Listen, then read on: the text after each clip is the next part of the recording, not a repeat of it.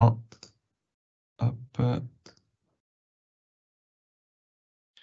Bonjour à tous, merci d'être avec nous pour cet événement, ce webinaire pour nos clients CJ d'Expert on Demand. On a le plaisir d'avoir le comité de direction avec nous. On va parler sur le bilan 2022 et les perspectives jusqu'à 2024. Je vais laisser, on est assez nombreux, mais je vais laisser encore 2-3 minutes pour que tout le monde soit présent avant de démarrer. Donc, je vous demande de patienter 2-3 minutes avant notre démarrage.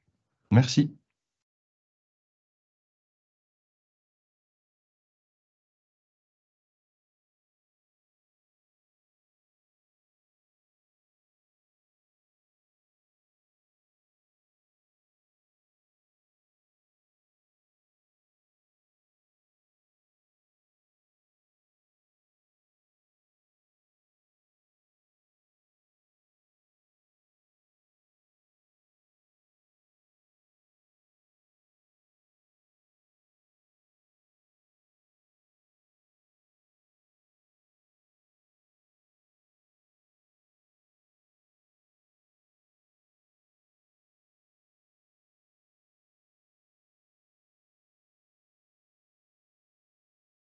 Encore une petite minute et on va démarrer.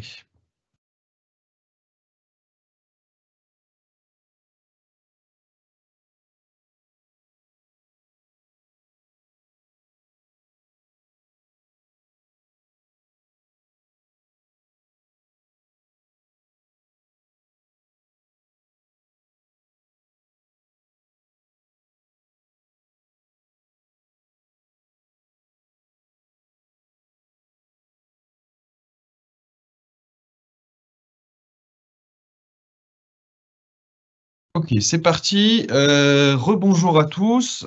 Bonjour à tous ceux qui viennent de nous rejoindre. Merci aux 280 inscrits sur cet événement, important pour vous, important pour nous.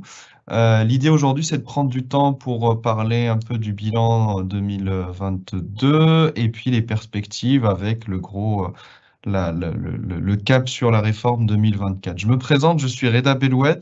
Je suis responsable avant-vente et membre du CODIR chez Cegid pour la partie expertise comptable. Le format d'aujourd'hui, on va avoir 4 temps.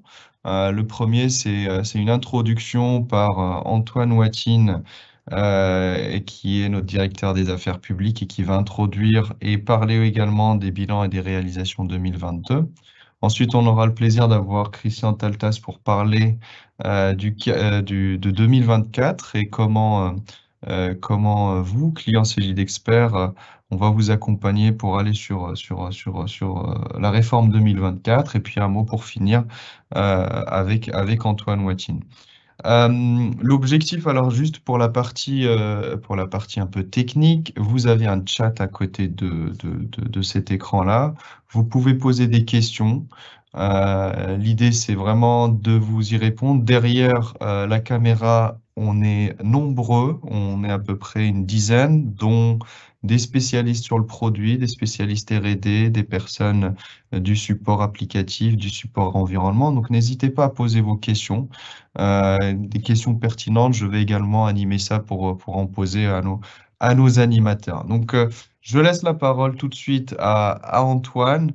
Merci d'être avec nous et je vais te passer la main et je vais diffuser ton image. Donc bonjour à tous. Est-ce que vous m'entendez? C'est bon, Reda? Très bien, on t'entend et Parfait. on te voit. Parfait. Bon, bonjour à tous. Je pense qu'il y a un certain nombre d'entre vous qui me connaissent. Donc je suis effectivement aujourd'hui directeur des affaires publiques chez CJ. Je m'occupe aussi de toute la politique de responsabilité sociétale de l'entreprise. Et puis je vais pendant quelques semaines assurer un lien particulier avec nos clients experts comptables suite à des évolutions de position, et François Méraud a pris d'autres responsabilités chez Cégide. Voilà. Donc, je suis ravi d'être avec vous pour enchaîner sur cette présentation concernant Cégide Expert. Pour vous dire déjà, pour commencer, que on vous confirme que c'est une solution pérenne et que nous continuons auprès de cette solution-là à la maintenir dans le temps.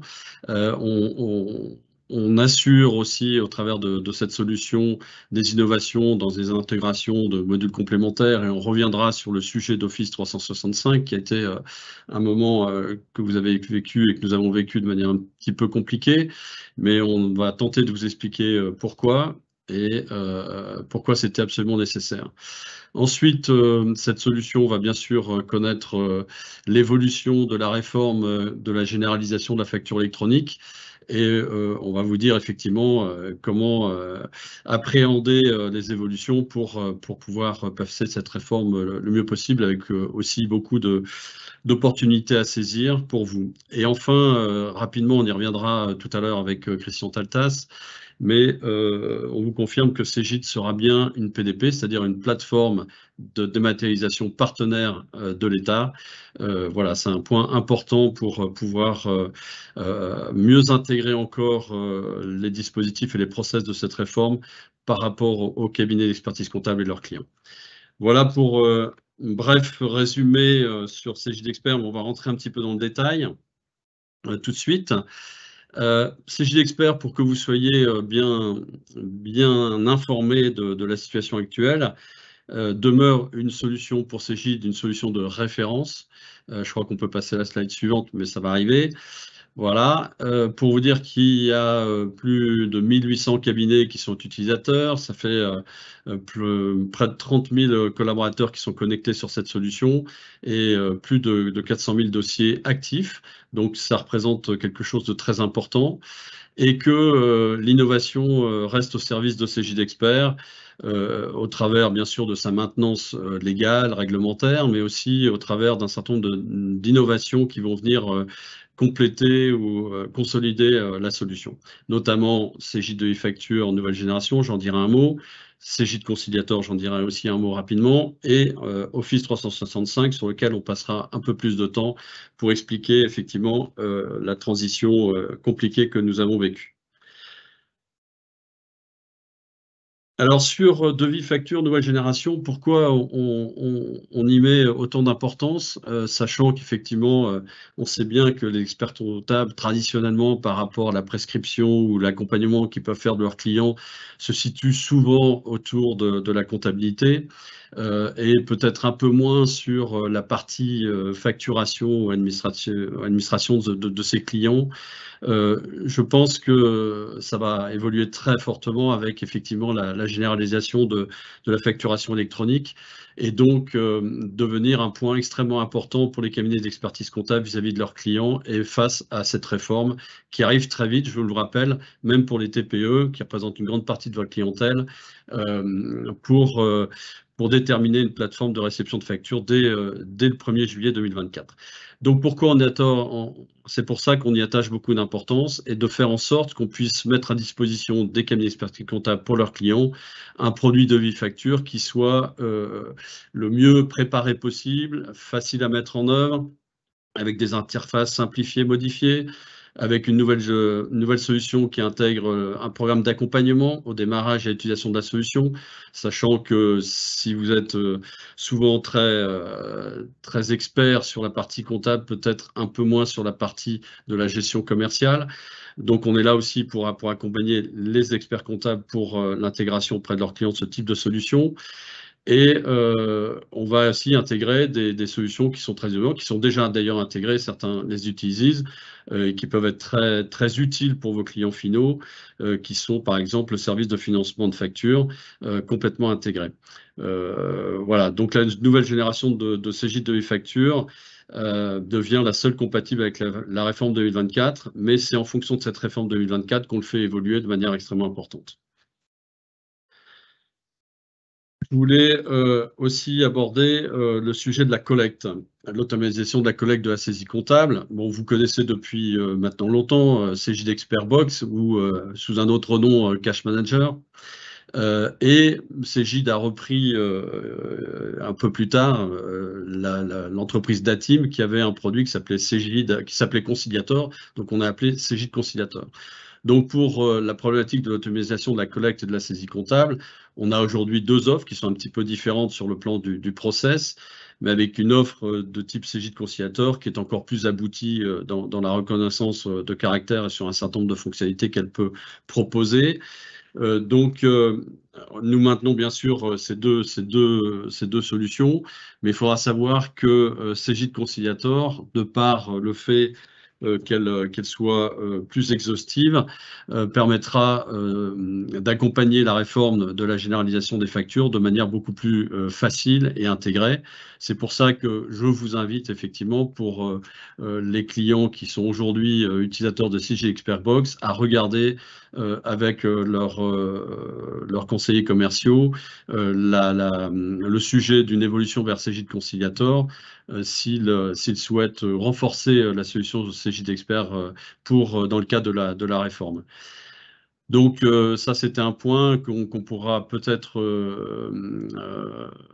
détailler, que vous pourrez peut-être détailler de manière un peu plus précise par rapport à vos cas particuliers de cabinet avec vos différents commerciaux. Je ne sais pas si tu voulais rajouter quelque chose, Reda, sur ce sujet ou. Non, il y a eu des questions sur lesquelles on y reviendra, notamment sur le coût de Conciliator, c'est un frein, etc. Est-ce qu'il sera revu à la baisse? C'est des sujets que vous pouvez voir avec votre commercial, il n'y a pas de souci, il y a des actions possibles, mais voilà, l'idée c'est comme tu l'as dit, Antoine, c'est bien de confirmer que Conciliator fait partie intégrante de la suite de Cegid Expert. Sachant bien sûr que les coûts sont à considérer par rapport à la valeur que le produit apporte. Donc il faut bien considérer la valeur complémentaire qu'il apporte par rapport à un cabinet qui utiliserait aujourd'hui Cegid Expert Box et quelle valeur il apporte effectivement dans le cadre de la généralisation de la réforme de la génération des factures. Donc tout ça est à considérer dans un global. Donc voilà pour cette partie-là. Oui, pardon. Il y a un point important et qui est en rapport avec toute ton introduction, Antoine, c'est concernant la pérennité de Cegid Expert. Des membres de Cegid nous indiquent qu'il n'y aura plus de développement. Donc, quel est le calendrier prévisible pour sa disparition? Alors, il y a pas plus de développement, tel que c'est dit là, c'est pas assez précis. Il y aura bien sûr tous les développements nécessaires à la conformité réglementaire, quelles que soient les nouvelles réglementations qui arrivent. Nous garantissons évidemment l'adaptation à la réglementation qui arrive et qui arrivera. Mais un produit, il peut aussi se moderniser par des modules complémentaires. Et on vient de parler là, par exemple, de Cegid Conciliator qui se modernise et qui vient compléter la solution Cegid Expert. On va parler tout de suite après, même si ça a été douloureux, de la partie Office, Office 365, qui apporte des compléments et qui modernise aussi les aspects complémentaires de Cegid Expert. Donc voilà, même si au sein même du produit Cegid Expert, il n'y aura pas d'innovation ou de développement innovant dans le produit lui-même, sachant que je vous rappelle, on en dira peut-être aussi un mot et Christian Taltas y reviendra, mais que chez Cegid, on a aujourd'hui trois produits qui s'adressent à la profession comptable. On a Quadra Expert, on a Cegid Expert et on a Cegid Loop. Donc, on sait bien tous que Cegid Loop est l'offre la plus innovante parce qu'elle a été développée directement dans des technologies web natives et que c'est le produit effectivement d'avenir. Mais on n'a jamais, je crois, chez Cegid, et j'y suis depuis un certain temps, coupé net un produit pour mettre en avant un autre. Ça a été souvent fait après des annonces importantes. On sait bien que les cabinets font des investissements pas pour 2 ou 3 ans, donc il y a un cycle à respecter. Et aujourd'hui, l'annonce que l'on fait, c'est que aussi bien pour nos clients Cegid Quadra ou Cegid Expert, que on maintient la solution, qu'on fait des innovations complémentaires, qu'on adapte la réglementation de toutes les façons. Et évidemment, on essaie d'engager nos clients CJ Expert vers une évolution vers Loop, qui est un nouveau produit et qui effectivement nécessite de reconsidérer une transformation d'utilisation dans le cabinet. Mais je pense aussi que rien que la réforme qui arrive sur la généralisation des factures électroniques, des factures oui, de manière électronique, va aussi apporter beaucoup de transformations à opérer en dehors de la solution logicielle. Donc tout ça est à considérer comme un tout. Et donc voilà. Donc il y aura une maintenance annoncée de CJ Expert, pas d'innovation au sein du produit, qui est un produit qui est développé maintenant depuis plus de 15 ans. Et on sait bien que si on veut travailler et évoluer sur la génération suivante, mettre dans cette génération suivante toutes les fonctionnalités qui ont été développées depuis un certain nombre d'années, c'est un travail qui est assez lourd, qui a été fait par rapport à Loop, qui est aujourd'hui du retour de clients petits, moyens et grands qui utilisent aujourd'hui Loop de manière complètement complète, est à un bon niveau de fonctionnalité par rapport à l'ancien, avec bien sûr tout l'apport de l'innovation d'un produit qui a été développé dans une technologie web native.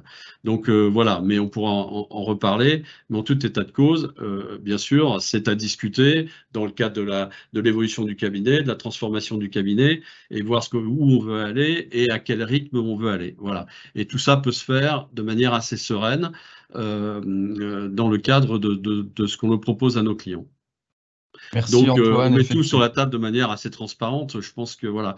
Après, des innovations peuvent aussi entraîner, on va le voir tout de suite après, peuvent aussi entraîner des perturbations, et on le voit dans le cadre des intégrations avec Office 365, une intégration qui est pratiquement native dans le cadre de CJ Loop, qui n'était pas dans le cadre de CJ Expert, et qui a nécessité qui a entraîné quelques difficultés dont on va parler tout de suite après.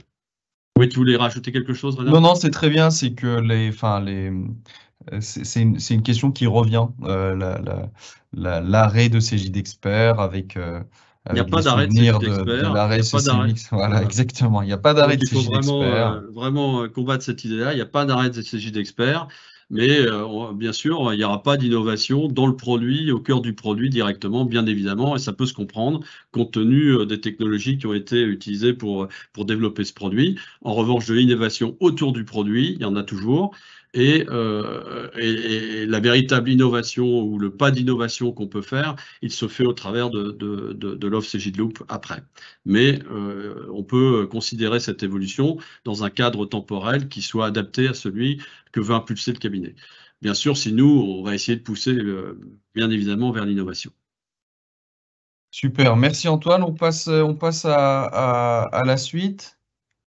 Alors, la suite, effectivement, on voulait revenir pour être tout à fait transparent sur les difficultés qu'ont eu à différents degrés certains de nos clients dans le cadre de la migration Office 365. Alors, déjà replanter un peu le décor et dire pourquoi on s'est retrouvé dans cette difficulté, parce qu'on ne peut pas la nier. Essayer de mettre les choses sur la table, expliquer, corriger, et puis essayer de pouvoir se préparer à l'avenir surtout.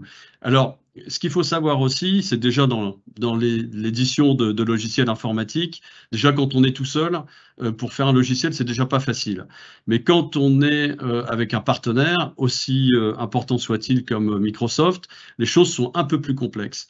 Et quand on est avec nos clients aussi, et pour laquelle il faut aussi essayer de faire le mieux possible les choses pour que ça soit le mieux vécu possible dans les évolutions, c'est encore plus compliqué. Donc là, on était vraiment dans une relation à trois, Cegid, Microsoft et vous, client expert comptable, utilisateur de la solution. Donc, en fait, quand on fait des partenaires, même si Cegid est un éditeur important, il est quand même moins important que Microsoft, et on doit parfois se soumettre à leurs annonces d'évolution. Et on doit s'y soumettre. Donc, on a essayé de maintenir le plus longtemps possible la pression sur Microsoft pour garder une situation qui soit la plus favorable possible pour nos clients, jusqu'à un moment où la tension devient trop forte, et peut-être qu'on a attendu un peu trop longtemps, peut-être aussi c'était peut-être pas le moment, parce qu'il y a aussi la pression de nos clients qui veulent pas forcément aller plus vite que nécessaire. parce que ça entraîne aussi des conséquences financières, vous le comprenez bien, vis-à-vis de nos relations avec Microsoft. Donc, en tout état de cause, quand on a fait le point en 2022, il y avait quand même un certain nombre de bénéfices à en tirer, notamment gagner en productivité, faire une intégration renforcée entre Office 365 et CJ Expert, accéder aux données de production de manière plus native, avec des connecteurs un peu plus sophistiqués, des problématiques de stockage des données qu'on peut faire directement dans le SaaS ou sur le... Voilà, la GED partagée sur le stockage. Donc, il y avait tout ce pan de productivité qu'il fallait traiter.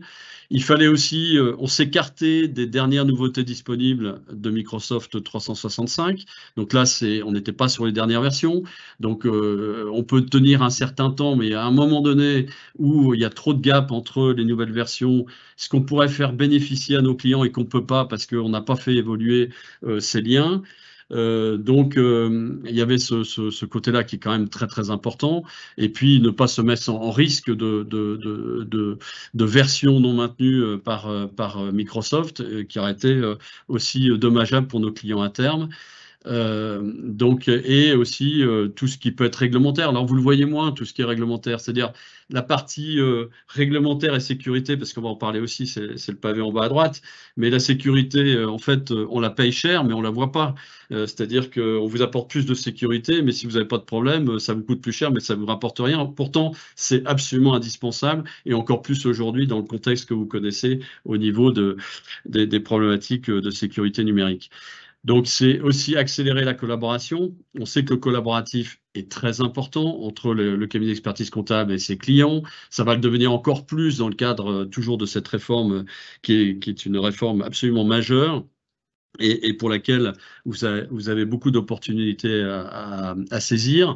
Donc, accélérer le collaboratif, la collaboration, des partages de fichiers au sein même du cabinet, avec vos clients, etc. On pourra en reparler aussi.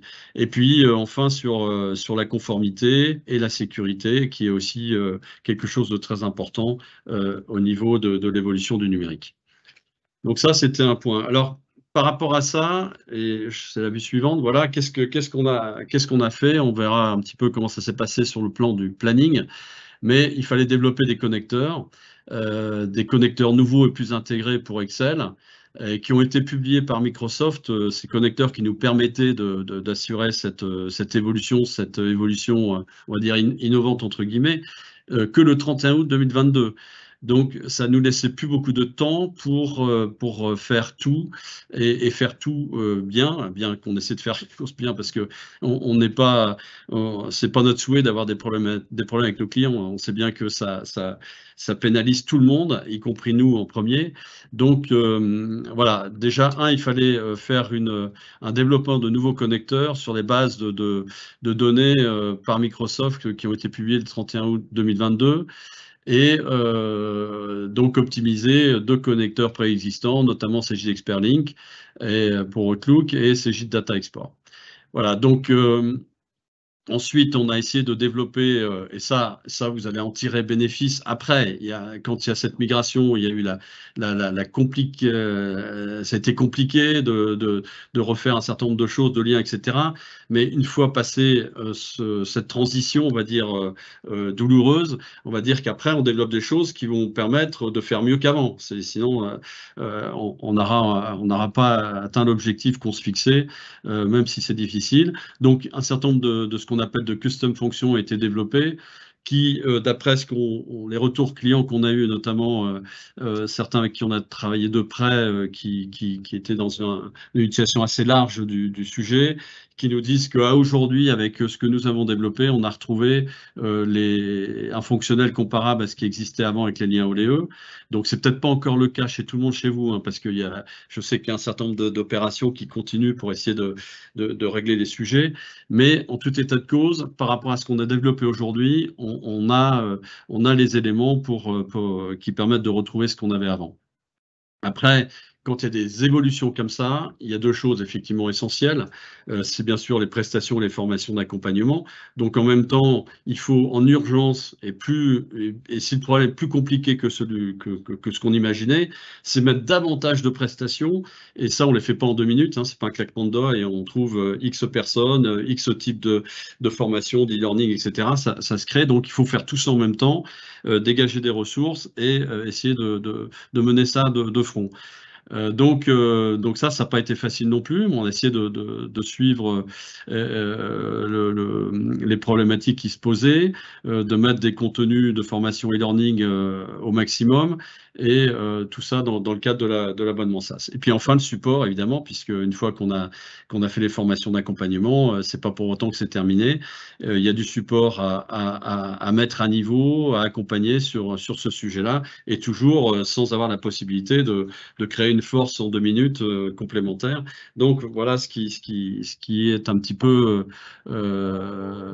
compliqué. Voilà. Donc je vous explique ce qu'on a essayé de faire. Exactement, tu finis par le support, Antoine. Il y a pas mal de questions dans le public sur le support et la réactivité du support sur Office 365.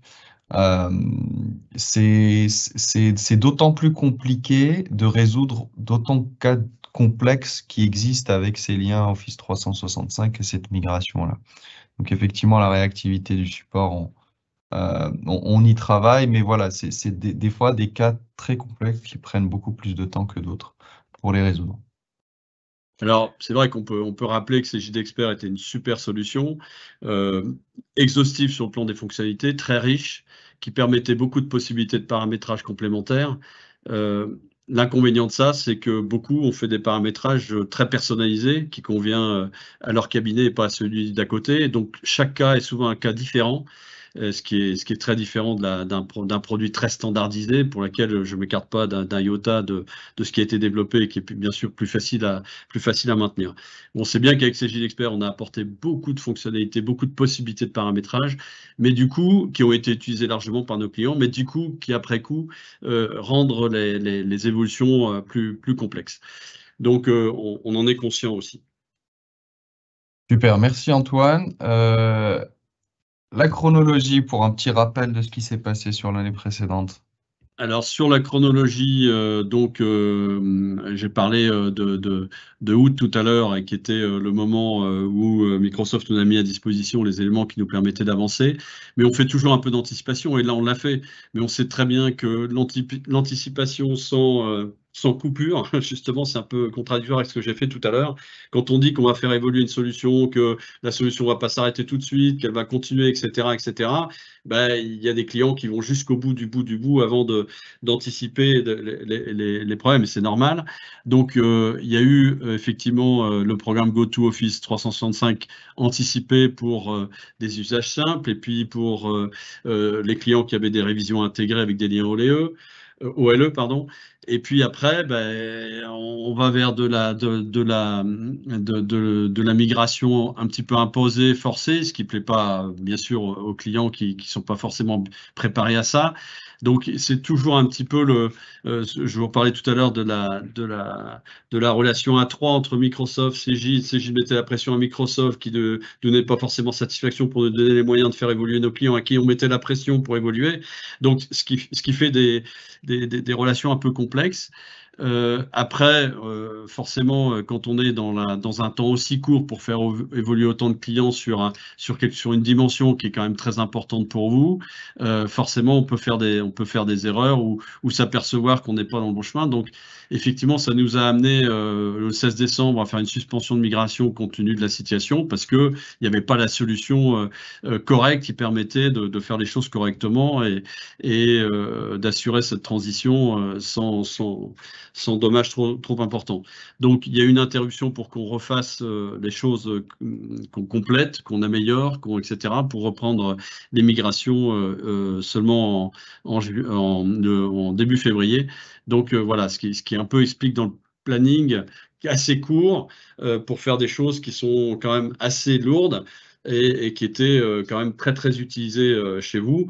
Donc voilà, la complexité du temps, et qu'on peut pas compresser malgré ce qu'on a mis en place, ou ce qu'on a essayé de mettre en place.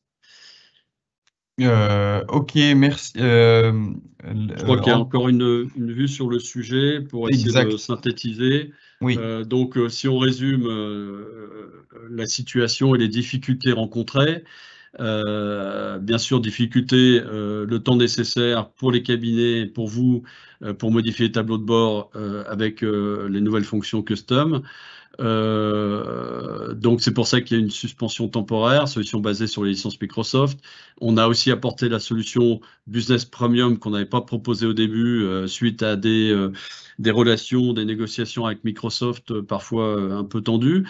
Pouvoir mettre à disposition la solution Business Premium qui permettait sous une évolution de licence Microsoft de pouvoir apporter des solutions plus faciles entre l'utilisation en local et en SaaS. Ensuite, des pertes d'informations de connexion Microsoft 365 par de nombreux clients. Donc, on a augmenté le nombre de collaborateurs support environnement, mais comme je vous le disais tout à l'heure, ça se fait pas en 2 minutes. On peut pas mettre 25 personnes d'un coup, du jour au lendemain, qui sont formées sur le sujet, etc. Donc, ça se fait pas immédiatement. On a eu la dépendance du processus de disponibilité de Microsoft, délai de mise en œuvre des connecteurs. Donc là, c'est ce que je vous disais, hein, collaboration parfois tendue, mais rapprochée avec Microsoft pour réduire au maximum les délais. Après, on a des difficultés de temps de réponse, performance, confort d'utilisation Office 365. Alors, ça fait partie aussi de l'adaptation par rapport à une nouvelle solution. On sait toujours qu'il faut un temps d'adaptation pour s'adapter à l'évolution qu'on a mis en œuvre. Mais on essaie parallèlement de faire une optimisation de l'infrastructure SaaS, donc de renforcer les capacités de calcul, d'améliorer aussi les API pour optimiser les temps de réponse et les connecteurs, évidemment. Et ça se poursuit, ça ne s'arrête pas maintenant. On continue à poursuivre le travail pour faire en sorte que cette migration Office 365 qui a été opérée est difficile, et on en est bien conscient, très difficile parfois, soit en fait, en définitive, un plus dans l'intégration entre CJ d'Expert et Office 365, pour lequel vous allez pouvoir bénéficier une fois cette transition douloureuse passée. Voilà ce que je voulais dire sur la migration Office 365. Moi, j'imagine qu'il y a beaucoup de questions. On essaiera, si on ne peut pas toutes y répondre en ligne, on essaiera de le faire ensuite directement auprès de vous-même. Donc, ce qu'on va dire aussi à la fin, c'est qu'à la suite de cette réunion digitale, il y aura 3 réunions en présentiel. Je crois un REDA à Paris, Lyon et Aix. Exactement. Oui. Vous pourrez là venir de manière présentielle si vous voulez un contact plus direct. Mais là, vous êtes très nombreux, effectivement, donc on va essayer de faire le maximum pour répondre à votre question. Mais voilà, à travers de cette présentation, on voulait être le plus transparent possible avec vous face aux difficultés qu'on a tous traversées, hein, parce que vous les avez eues, bien entendu, on en est complètement conscient, mais nous aussi, on les a eues et on a essayé de faire l'interface avec Microsoft qu'il faut faire bouger aussi parfois, et c'est pas toujours simple.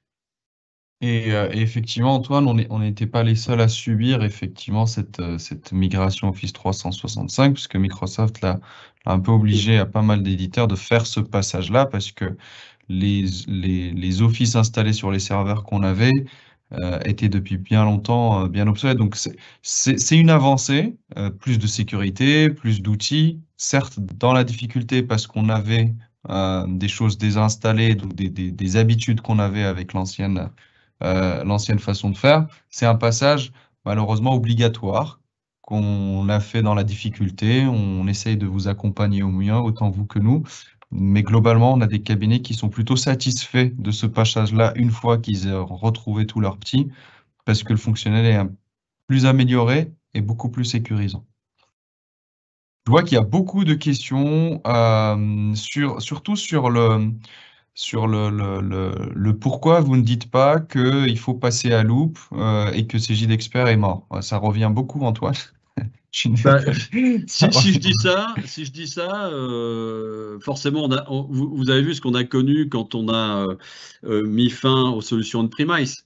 Et il restait que à peine 10% ou même moins de clients qui étaient encore en on-premise. Et quand on a forcer, on va dire, entre guillemets, la fin du on-premise pour dire, et encore là on était sur la même solution, hein, c'est-à-dire qu'on est des quadrants on-premise et on proposait d'être en quadrant SaaS, donc on ne changeait pas de solution, juste de mode d'utilisation de la solution.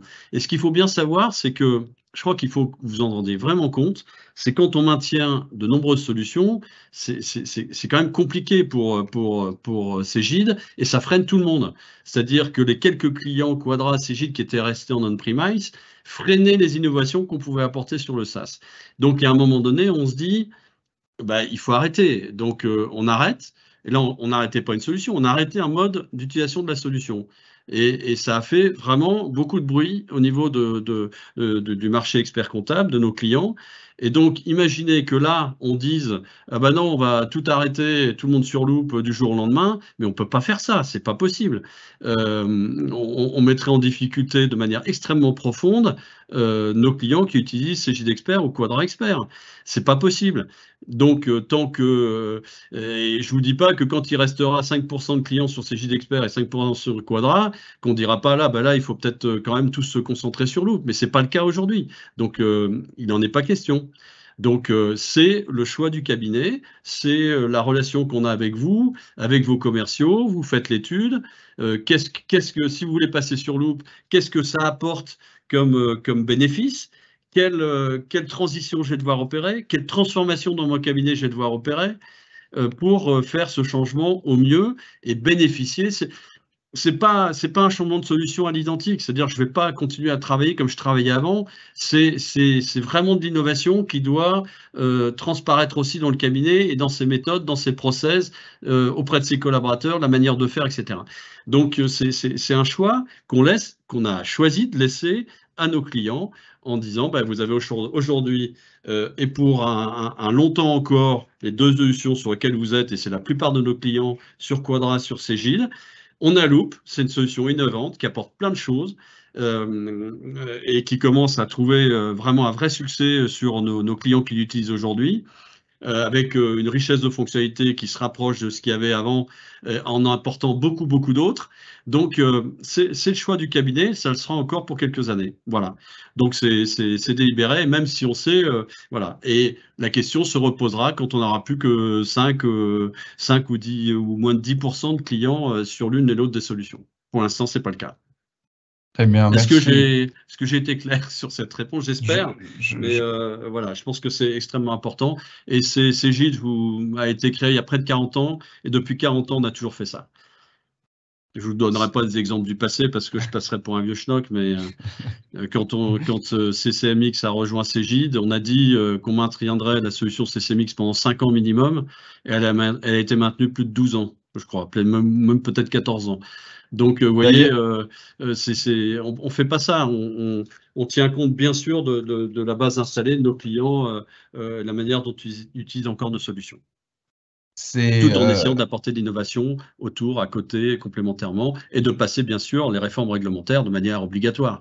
Et on ne va pas dire, Cegid Expert, on ne fait rien pour la réforme de la génération de la facture électronique, ce n'est pas possible. Donc, il faut aussi, le b.a.-ba, c'est de respecter l'évolution réglementaire et de faire en sorte que les solutions qu'on propose et qu'on maintient soient ad hoc, soient versus réglementation. Et justement, dans le chat, il y a une des personnes qui a posé la même réflexion que toi, Antoine, sur CCMX qui n'était pas annoncé comme étant arrêté, et puis qui a été arrêté beaucoup plus tard que ce qui a été annoncé. Ouais. Ok, très bien. Donc, on va poursuivre et là, on va passer sur Christian Taltas qui est avec nous. Christian, je vais te mettre à l'écran. Hop, et je vais te diffuser. Merci Antoine, à tout à l'heure. À tout à l'heure. Christian, tu vas nous parler des perspectives et des nouveaux outils à mettre en place dans l'organisation. Alors. Bonjour Reda. Bonjour. Bonjour à tous. Je me présente, je ne suis pas aussi connu qu'Antoine, donc je vais détailler un peu plus mon parcours. En fait, aujourd'hui, je suis responsable de l'ensemble des outils de production et de la production, les offres de production chez Cegid, et également aussi de la partie produit sur les petites entreprises. Donc, on aura peut-être l'occasion un petit peu d'en parler à travers les évolutions sur la facture électronique. Pour résumer mon parcours, très rapidement, j'ai commencé ma carrière chez Sedge. Après, j'ai créé une entreprise qui s'appelait Ibiza, qui maintenant est renommée Full, il me semble. Et puis, j'ai créé la solution Loop en 2012, qui a rejoint Cegid, pour lui donner un élan plus large. Voilà, et donc faire bénéficier à la profession le plus possible et le mieux possible des innovations, comme disait Antoine. Et on en reparlera également. Voilà, donc Reda, oui, on va parler en fait, de la façon dont on peut aborder, suivant la façon dont le cabinet appréhende la réforme, les outils qu'on peut mettre en place. Je crois qu'il faut être clair, et je voudrais reprendre juste un point qu'a fait Antoine sur Office 365, qui était très détaillé et qui vous a montré qu'on a, je pense, tout essayé pour ne pas arriver à la situation dans laquelle on a failli parfois tomber. Et je pense que ça a également montré les limites du produit. Il faut que vous compreniez qu'une solution, excusez-moi des termes techniques, client-serveur, elle n'est pas forcément adaptée à un monde web, Internet et un monde connecté. Donc, juste pour vous dire que aujourd'hui, le transport sur Citrix qui a été fait à l'époque, et c'est lui était innovant dans ce domaine-là, avec la partie Office qui était accolée à la solution, hein, puisque normalement, elle était sur le poste du client. En fait, on a transporté le poste du collaborateur dans le SaaS. Ça a des limites et on les a touchées. Donc, ce qu'on essaie de faire aujourd'hui, c'est pas d'arrêter Cegid Expert, c'est simplement de le faire évoluer autant qu'on puisse le faire pour que chaque projet de cabinet trouve sa solution. Voilà. Donc, je vais essayer d'expliquer clairement, et n'hésitez pas à poser des questions, comment ça se configure et comment ça se projette. Donc, première chose, effectivement, comme le disait Antoine, Cegid Expert ne pourra pas ne pas être compatible avec la réforme 2024. Il y a plusieurs aspects dans la réforme. On peut séparer ça en émission-réception, e-reporting, donc les obligations d'intégration des flux divers. En fait, ce qu'il faut comprendre avec la réforme, c'est que l'État avait deux choix, soit simplifier la TVA, soit collecter l'ensemble des informations nécessaires au calcul de la TVA et à l'établissement de la TVA. Donc, l'État a pour ambition de recalculer la TVA à partir de l'ensemble des informations qui lui sont envoyées. Et donc ça vous donne le spectre de ce qu'il faut mettre en place et des contraintes que vous allez avoir, puisque les rythmes changent. Donc pour ça, on va déjà faire une première opération et je vais répondre à une des questions. On va rendre compatible la gestion interne de Cegid Expert avec la réforme, donc l'émission des factures. Donc ça, c'est la première chose. Donc l'émission des factures que vous allez produire pour vos clients seront au format FactureX. Et ces factures seront connectées à ce qu'on appelle notre concentrateur. Alors, je vais revenir deux minutes, si vous le permettez, si j'ai un peu le temps, Reda. Oui, bien sûr. Sur la PDP. Pourquoi? Oui. En fait, là aussi, on a changé d'avis, mais vous me direz, il y a que les idiots qui changent pas d'avis. On a commencé par dire, bah non, on va pas être, c'est trop compliqué, trop contraignant. L'État nous impose des critères qui sont inacceptables dans les délais. Donc, on va pas être PDP, on va être concentrateur, c'est-à-dire qu'on va travailler avec plusieurs PDP, partenaires, et ça sera transparent pour vous. Donc là, c'est la notion de concentrateur. La deuxième étape qui s'est produite, c'est que Cegid a fait l'acquisition et est maintenant leader chez les experts comptables en Espagne et au Portugal. Donc, on a fait l'acquisition de Grupo Primavera, et dans la corbeille de la mariée, si on peut le dire, on a trouvé une PDP, en fait. Et donc là, on s'est dit, la marche est beaucoup moins importante à franchir que celle qu'on imaginait. Elle existe depuis plusieurs années, elle traite déjà des millions de factures, elle a déjà des centaines de connexions avec d'autres acteurs de l'écosystème. Bon, il reste à la franciser, à la localiser, à intégrer quelques formats qu'elle ne gère pas, mais on a un socle solide pour le faire. Et donc, fort de ça, et Antoine a été un des acteurs importants dans ce sujet, puisqu'il était en relation directe avec le gouvernement, enfin l'État français pour appliquer la réforme. Ils nous ont poussé, vu la taille et la position de Cegid, à être nous-mêmes PDP pour garantir qu'on ait une certaine PDP qui soit représentative sur le marché. Donc on a pris la décision du coup d'être PDP. Et donc ça veut dire quoi? Ça veut dire que globalement on va continuer à avoir ce concentrateur. Donc nos solutions, toutes les solutions Cegid de toutes nos business units, c'est-à-dire retail, taxes, toutes nos solutions ERP, etc., seront connectées à ce concentrateur, y compris conciliateur, et y compris la partie gestion interne de CJ d'expert. Et ce concentrateur lui-même est connecté à notre PDP et également au PDP partenaire. Alors vous avez demandé quels sont les partenaires. Ben, en fait, pour l'instant, le seul avec qui on est vraiment franchi des étapes importantes, c'est Je Facture. Voilà. Donc, ça veut dire que si vous choisissez ou la PDP-CJ, ou le PPS, enfin la PPS, pardon, excusez-moi, ou le Je Facture, vous serez connecté à notre concentrateur et donc vous aurez une expérience utilisateur qu'on vous détaillera plus tard. Hein. Il y a des documents qui vont et des documentations qui vont sortir, pas dans cette réunion, mais plus tard.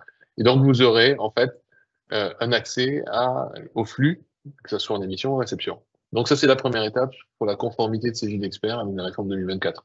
Est-ce que c'est clair, cette partie-là Oui, et pour les... oui, bah après, il y a d'autres questions enfin, qui reviennent parce que comme on a un petit décalage de 20 secondes, c'est sur la partie revenir la compatibilité de la facture X quand elle sera mise à dispo sur CJ d'expert GI. C'est quelles sont la date, oui. Oui, en fait, ça va être assez rapide les modifications, donc je pense que ça va être avant la fin de l'année. D'accord. Je veux pas m'engager juste sur la date parce que c'est le product manager qui le fera, mais c'est des modifications qui vont être assez rapidement faites. Ok, on a des questions sur les partenaires. Est-ce qu'on a déjà des partenaires PDP dans notre spectre ou pas? Donc pour l'instant, à part Je Facture, non, pour être clair. Maintenant, on est ouvert à discuter avec d'autres partenaires. Ce que je veux démontrer par là, c'est on va pas du tout obliger nos clients ou vos clients à passer par la PDP-CJ. La seule chose qu'on va faire, c'est on va s'assurer qu'on ait la meilleure expérience utilisateur possible avec la PDP-CJ. Par contre, on essaie de faire en sorte qu'on ait la même qualité d'expérience utilisateur avec d'autres partenaires. Vous savez qu'il y aura que au moment réellement de la mise en œuvre de la réforme qu'on verra si réellement l'expérience est parfaite. Et ça, je peux pas vous le garantir. En tout cas, aujourd'hui, sur la PDP-CJ, ça, on est sûr, et la raison que j'ai évoquée, c'est le fait qu'on ait déjà de l'expérience là-dessus. Et Voilà. donc voilà, et du coup, vas-y Christian, et puis je vais revenir sur une question intéressante qui a été posée juste après. Non, mais je pense qu'on peut finir parce qu'après, je vais attaquer la partie conciliateur. Bah justement, okay, c'est lié à ça. C'est Cash Manager. Est-ce qu'il sera connecté à PDP? Quid Conciliator, Cash Manager, PDP? Quel est le lien? Ok. Donc, deuxième partie. Donc là, on a vu l'émission. Maintenant, on va voir la réception. Comment vous allez réceptionner les flux qui sont liés à la réforme. Donc là, la solution pour faire ça, c'est de passer par conciliateur, puisqu'il amène l'automatisation. Hein, donc, l'automatisation, elle permet quoi? Et pourquoi l'automatisation est importante dans la réforme? C'est que vous allez devoir imposer à vos équipes des rythmes d'établissement des déclarations de TVA et des déclarations de e-reporting qui sont plus du tout les mêmes qui vous étaient imposés jusqu'à présent. C'est-à-dire, si on peut le dire simplement, on transige plus avec toutes les obligations. Donc, ça veut dire que vous allez devoir réellement établir les déclarations de TVA à partir de la comptabilité. Et le fait qu'il sera scellé à l'issue de cette déclaration, il doit être en conformité avec l'ensemble des flux qui ont été reçus par la DGFiP à travers la PPF et donc à travers la PDP en amont de cette PPF. Voilà. Donc, ça, du coup, si vous imposez ces rythmes-là à vos collaborateurs, il nous semble évident que l'automatisation est une nécessité. Et on reviendra après, quand je détaillerai plus sur Loop, en quoi consiste l'automatisation et pourquoi le volume d'écriture qu'on va trouver dans les dossiers et le suivi des cycles de vie des pièces et des éléments va être beaucoup plus complexe à gérer qu'il n'est aujourd'hui. Donc, le seul outil qu'on ait aujourd'hui pour générer réellement avec de l'intelligence artificielle sur la base du CJ d'expert et sur la base de la réception des factures, c'est Conciliator. Donc, Conciliator sera connecté à notre concentrateur, permettra ainsi de recevoir l'ensemble des pièces, donc en réception, Et je rappelle, l'obligation de réception, elle est pour 2024. L'obligation d'émission, elle est pour 2026. Pour la majorité des entreprises, bien entendu, les grandes entreprises, c'est tout en 2024. Après, il y a les ETI, enfin, ça se segmente. Mais je pense que la majorité des entreprises dont on parle et qui sont vos clients sont plutôt dans le calendrier 2024-2026, entre émission et réception. Donc, la deuxième point qu'on va vous permettre de faire avec Conciliator, c'est de recueillir les demandes auprès de vos clients de choix de PDP. Donc là, l'adaptation, c'est un service qu'on va ouvrir qui s'appelle le registre, qui va être ouvert à partir de juin. Je vais pas le détailler ici parce que vous allez avoir plein d'informations sur le sujet, mais globalement, ça vous permettra de suivre quels sont les clients à qui vous avez posé la question, quels choix ils ont fait. Et nous, ça nous permettra au 1er juillet 2024 d'aller inscrire dans l'annuaire du PPF, enfin de la PPF, pardon, l'ensemble des sirènes qui doivent être redirigées, dont les flux doivent être redirigés sur tel ou tel PDP, que ce soit une PDP partenaire ou la PDP CJ. Donc ça, c'est l'élément, c'est le bloc réception des factures. Après, Reda, avant de passer peut-être, il y a peut-être des questions avant de passer à la description de la chaîne de production en loop complète et en fait pour qu'on arrive à comprendre la différence entre les deux. Oui, il y a beaucoup de questions, oui, notamment sur le fait, est-ce que Cash Manager continue à recevoir des factures? Alors, il faut comprendre que la réforme, il y a une transition, et on le voit bien puisque on a un calendrier 2024-2026 qui n'est pas aligné sur l'émission et la réception. Donc ça veut dire qu'il y a des clients qui vont continuer à faire comme ils faisaient avant jusqu'en 1er janvier 2026. Donc Cash permettra de traiter ces éléments-là. Et les éléments qui seront automatisés viendront, comme j'ai indiqué, par la connexion au concentrateur à travers Conciliator pour la réception et à travers la GNI pour l'émission. Est-ce que j'ai répondu à la question Reda? Oui, très bien. Et du coup, Cash Manager permettra la réception des factures X? Permettra la réception des factures comme il le permet aujourd'hui, en fait. C'est toute la partie manuelle. Voilà. Parce que l'obligation de facture X, elle n'intervient réellement qu'à partir de 2026. Exact. Mais sur la partie donc réception, pour bien distinguer les choses, j'ai Cash Manager, je vais pouvoir fonctionner comme aujourd'hui. C'est juste que j'aurai la transition dans la compta à faire comme aujourd'hui. Par contre, les quelques factures émises par les grands facturiers à qui on impose l'émission, on va dire les factures Orange par exemple, ou EDF, exact. Elles arriveront dans Conciliator. Voilà, elles arriveront dans Conciliator. Si j'ai pas Conciliator, il faut que j'aille les chercher manuellement, soit dans la PDP, soit dans la PPF, pour les déposer dans Cash Manager, pour qu'elles soient intégrées en comptabilité. C'est plus ça. Oui, tout à fait. Ça fait partie de la réforme. Toutes les PDP et la PPF ont l'obligation de mettre à disposition une interface pour que vous puissiez aller chercher les éléments et l'historique des transactions.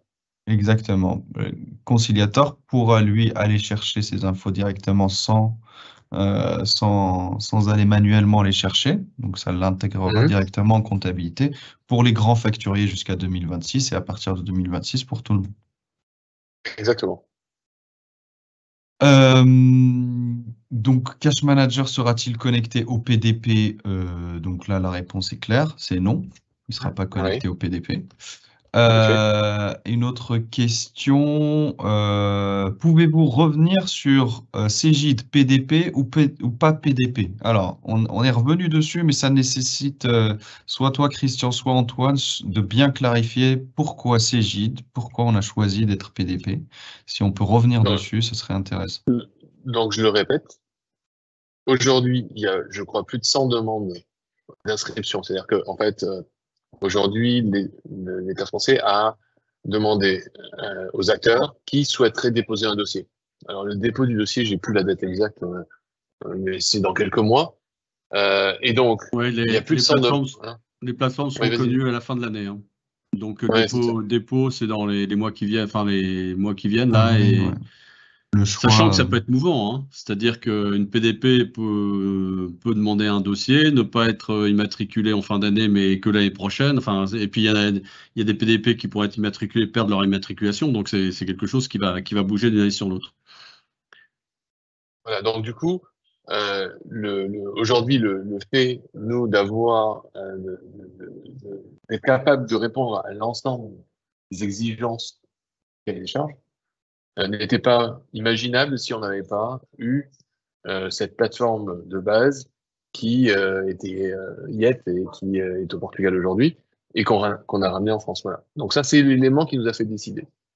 Voilà. Sinon, on aurait travaillé uniquement avec des partenaires. Mais je répète, le sujet pour vous, c'est réellement quelle expérience utilisateur, c'est-à-dire quels sont les flux que vous allez pouvoir collecter à travers cette PDP, et du coup, comment vous allez pouvoir les traduire dans la comptabilité. C'est ça l'enjeu. Voilà. Et donc, il va falloir trouver le meilleur partenaire qui, pour vous, permet cette exhaustivité de flux.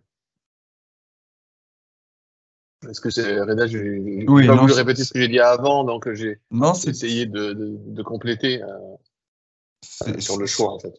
c'est très clair. En tant que Cégide, on se devait de faire partie des PDP pour vous proposer une collecte fluidifiée pour que votre compta soit alimenté en flux continu. Et on ne pouvait pas le faire si on n'était pas PDP. Exactement. Enfin, on pouvait pas le garantir. Maintenant, on Le travaille gars, avec ouais. des partenaires, voilà, avec des PDP partenaires, notamment Je Facture, pour essayer d'obtenir le même niveau d'expérience utilisateur. Mais le fait qu'on ait une PDP, ça nous permet aussi, comme le disait Antoine, si par exemple il y a une défaillance d'une PDP, mais vous aurez en un clic la possibilité de rediriger votre client sur la PDP Cégide. Donc c'est une sauvegarde en fait. C'est vraiment la garantie de la meilleure expérience utilisateur. Je vais le dire différemment. Notre ambition, c'est pas de maîtriser les flux, c'est de maîtriser pour vous les canaux qui vous permettront de comptabiliser automatiquement, de collecter, de contrôler l'ensemble des éléments. Voilà. On n'a pas vocation à faire un business central de notre PDP. En fait, on a vocation à ce qu'elle soit branchée à nos outils pour que nos outils soient les meilleurs possibles. Il y a une question de Nathalie. Le PDP Cégide permettra-t-il un scellement des factures reçues? Alors oui, en fait, c'est pas la PDP en elle-même, mais globalement, vous pouvez considérer, parce que c'est un ensemble d'outils qu'on est en train de déployer, et je ne veux pas rentrer dans ce détail parce que là, il faudrait presque 1h30 rien que pour présenter la solution. Mais oui, vous pouvez considérer que la piste d'audit fiable sera assurée et vous aidera à être assuré. Alors, il n'y a pas que ces éléments techniques, hein, par les outils que nous allons proposer dans la solution CGE, globalement. Alors, Est-ce que je passe oui, à l'automatisation, oui, Rachel, ou tu veux encore qu'on peut réponde à passer. des questions? En fait, on peut passer parce que effectivement, on a des personnes qui viennent et qui demandent est-ce que vous pouvez nous expliquer le sujet de la facture X, etc. Ça serait avec plaisir. Il y aura, juste une petite parenthèse. On est en train de vous préparer un kit de la facture électronique pour vous le donner à vous et à vos collaborateurs et à vos clients pour que vous puissiez comprendre comment ça se positionne, quelles sont les échéances, les piliers, l'impact sur votre cabinet. Tout cela fera aussi partie de webinaires qu'on va animer d'ici le mois de juillet. Et je pense que Antoine, même l'État a pris en note justement vos appels pour pouvoir aller en région. C'est bien ça, Antoine? Il y aura des... Alors, ce que je voulais préciser parce que peut-être que nos clients n'en ont pas bien conscience, mais on est un acteur important pour la DGFiP et la mission facturation électronique de la DGFiP pour que la réforme se passe au mieux.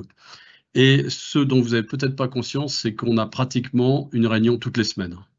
Toutes les semaines, on a une réunion, soit avec l'AIFE, l'Agence informatique financière de l'État, soit la DGFiP, soit la mission facturation électronique, etc. Donc, c'est un sujet, et ça depuis début 2020. Parce que les premières réunions à la DGFiP avec les principaux acteurs, que ce soit les éditeurs ou des acteurs de plateforme, ont commencé en janvier 2020. Et depuis janvier 2020 jusqu'à juin 2020, il y a eu la rédaction du rapport préparatoire pour remise au Parlement. Et ensuite, depuis qu'il a été adopté par le Parlement, c'est des réunions extrêmement soutenues.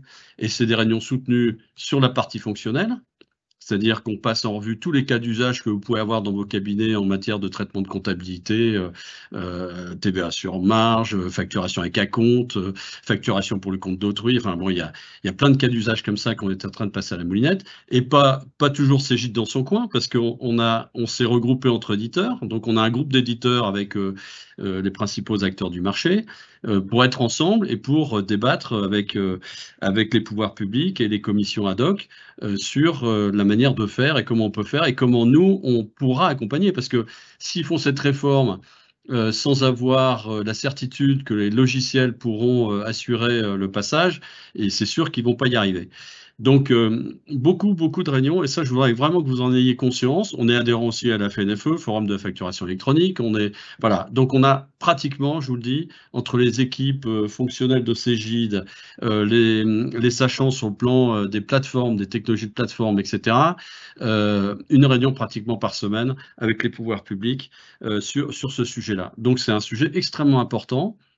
Et donc, voilà, comme c'est pas souvent apparent, je voudrais bien le souligner, sachant que il n'y a pas encore de certitude. Par exemple, sur les PDP, on ne saura pas avant la fin de l'année combien de PDP seront immatriculés par les pouvoirs publics. On ne le sait pas encore.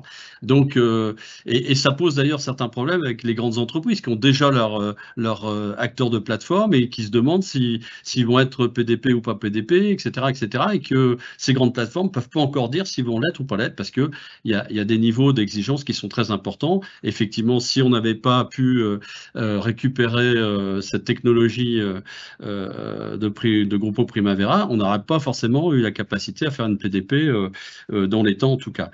Donc, c'est pas si simple que ça. Mais il y a beaucoup d'interactions entre les pouvoirs publics et nous.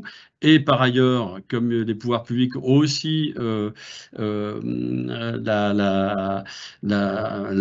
la peur, entre guillemets, que le message se diffuse pas assez vite auprès de la population des entreprises et des TPE. Je vous rappelle que si en émission de facture pour les TPE, c'est au 1er janvier 2026, en réception de facture, c'est en juillet 2024, et toutes les entreprises françaises auront à faire un choix de plateforme de réception de facture pour cette date-là. Donc, c'est imminent. Et donc, donc, ils ont lancé ce qu'on appelle la communauté des relais, c'est-à-dire que la DGFiP a fait encore un nouvel organe qui s'appelle la communauté des relais, qui rassemble tous les grands acteurs facturiers comme EDF, Orange, etc., tous les acteurs d'éditeurs de logiciels, ceux qui se déclarent ou se proposent ou envisagent d'être plateforme PDP, ce qui seront peut-être pas à terme parce que les exigences sont quand même assez fortes. Tout ça fait en sorte que, et l'État va commencer à communiquer de manière un peu plus forte dans les semaines ou mois qui viennent là, et demande à toute cette communauté des relais que nous sommes, et vous, experts comptables aussi d'ailleurs, parce que l'ordre national est bien sûr présent à toutes ces réunions-là, ECMA, etc., donc de pouvoir se faire le relais de cette réforme pour en assurer le succès à tous les niveaux. Voilà, donc ça, voilà, j'aime bien le souligner parce que peut-être que c'est pas assez perçu par nos clients, mais c'est un très gros sujet et c'est beaucoup de focalisation dans nos équipes sur ce sujet-là qui va toucher toutes les entreprises françaises et donc tous les experts comptables évidemment. Je pense voilà, que je voulais juste faire ce petit point-là pour. Non, mais c'est bien de le souligner parce que ce que je pense qu'on faut retenir, c'est que si vous avez des questions, on est très bien placé pour vous répondre. Je pense que, sans prétention, on maîtrise très bien le sujet. On l'a analysé dans tous les sens et depuis longtemps. Antoine est responsable de l'ensemble des relations et vraiment, il fait partie de tous les organes et de tous les messages et il s'assure qu'elles soient bien transmises. Voilà. Donc, n'hésitez pas. Ouais, et je peux vous garantir que notre expert réglementaire sur la partie comptable est vraiment un expert qui est reconnu. Il est écouté de manière assez religieuse par toutes les autres instances. Donc, on a la chance d'avoir aussi l'expertise chez nous de manière extrêmement forte. Donc, voilà. De Christophe Gelagui. Oui, absolument. Voilà, donc en tout cas, n'hésitez pas. Et donc, ce qu'on va faire, et ça c'est Reda qui le rappellera, on va diffuser énormément d'informations. Je pense que ça commence juste à la fin de la période fiscale, hein, Reda. Même avant, mi-avril, normalement, on va voilà. publier. Ouais. Donc, on va diffuser des informations pour vous permettre de comprendre ce qu'est une PDP, une plateforme de dématérialisation partenaire. Le PPF, c'est la plateforme de l'État, qui est l'équivalent de Chorus Pro, en fait, appliqué au B2B, de ce ce que implique le choix, ce qui implique l'expérience utilisateur. On va vous déployer le registre pour recueillir le choix et puis pouvoir appliquer dans l'annuaire de l'État les changements. Enfin, voilà. Donc, ça va beaucoup bouger à partir de tout de suite pour l'information et de juin, puisque le lancement du registre, c'est le 15 juin. Voilà, dans vos solutions et autour de vous. Donc, n'hésitez pas à nous poser des questions. On comprend bien que vous n'avez pas forcément le temps d'investiguer tous les sujets. Donc, on l'a fait pour vous et n'hésitez pas. Donc, maintenant, je voudrais passer à la façon dont on comprend la réforme et la façon dont on a envisagé de l'appliquer. Et dans ce que je disais tout à l'heure, dans la solution qui était la plus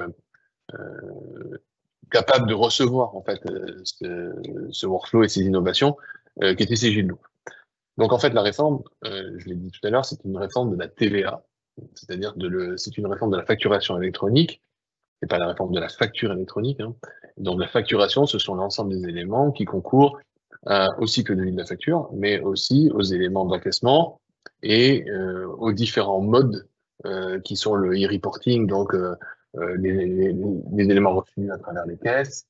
Et pour vous illustrer le propos qu'on prend souvent, et l'exemple qu'on prend souvent, c'est le chef d'entreprise qui va acheter des fleurs chez un fleuriste, qui tend sa carte professionnelle. Et donc, en fait, il recevra pas de ticket de caisse parce que ce sera une facture électronique qui partira directement avec son sirène. Donc, il faudra qu'il communique à la caissière à qui lui aura tendu le bouquet de fleurs. Voilà, donc, oui, tous ces sujets-là, c'est bien pour l'État de collecter l'ensemble des informations qui permettent de calculer la TVA. Et donc, à partir de ce calcul, d'avoir un fichier d'écriture comptable à date qui corresponde à ces éléments. Donc, pour ça, on sait qu'on doit être, et je l'ai dit, à travers le concentrateur et donc les PDP, au cœur des flux. Donc, au cœur des flux, ça veut dire qu'on doit être capable, nous, Cegid, de vous proposer des outils qui réconcilient, qui est comptabilisé, et ce qui est enregistré par je vais dire la DGFiP, si vous voulez, pas au final, puisque c'est elle qui reçoit du PPF l'ensemble des informations. Donc, ça veut dire les encaissements qui sont affectés, donc les lettrages, qui doit récupérer les aides de caisse transformées, qui doit retransmettre à la DCAD ou tous les mois les informations agrégées de vente, qui doit enregistrer les factures de vente et les factures d'achat. Enfin, voilà. Tous ces éléments-là, les avoirs, demander, etc. Tous ces éléments-là, il faut que nous, on ait une source d'information dans laquelle on les enregistre. Donc ça, je l'appelle aujourd'hui la solution Cegid, parce que c'est un ensemble d'éléments principalement basés sur de l'IFAC, mais pas que. Il y a toute une, il y a la transformation des box, il y a l'intégration de l'intelligence artificielle. Enfin, bon, tout ça, il y a un écosystème, et ça va être en relation directe avec la comptabilité. C'est-à-dire que tous ces événements seront traduits en temps réel avec la comptabilité et donc avec Cegid-Loop, parce que les autres solutions ne nous permettent pas techniquement de le faire en temps réel. Voilà, donc il va y avoir une symbiose parfaite entre la comptabilisation, la comptabilité et les éléments enregistrés qui ont été transmis à la DGFiP. Pour ça, on va vous proposer des outils, mais en premier lieu, il fallait déjà vous mettre en capacité de traiter automatiquement le plus possible de flux. Donc ça fait maintenant plus de 6 ans, même 7 ans dans l'outre qu'on travaille à la génération d'écriture comptable. Hein. C'est pas seulement la reconnaissance des éléments. Donc l'IA qu'on a créée, elle date de, oui, effectivement, il y a 7 ans, les premiers essais. C'était des éléments de reconnaissance de facture pour générer des écritures comptables, donc que le collaborateur intervienne le moins possible sur la production de la tenue. Et quand je dis le moins possible, ça veut dire qu'il ne faut pas qu'il valide. Il est là pour que les écritures s'intègrent toutes seules. Ça va nous permettre de automatiser les flux principaux d'achat, de vente et de banque. Ça va nous permettre aujourd'hui, on est en capacité sur Loop de faire du lettrage automatique, c'est-à-dire sans règles bancaires, à travers les flux. Alors, on l'a fait d'abord avec les flux DSP2, et maintenant on le fait avec les flux CFONB et BIX.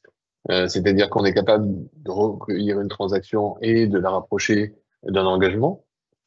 Et donc, que vous comprenez aussi à travers ça, c'est que vous n'allez plus travailler à partir du flux de banque pour essayer de retrouver les justificatifs. En fait, vous allez travailler à partir des flux d'engagement qui vont arriver dans la comptabilité avant les flux de banque. Donc, en fait, CGIDloop a été créé et a été pensé depuis l'origine pour fonctionner exactement sur ce scénario-là.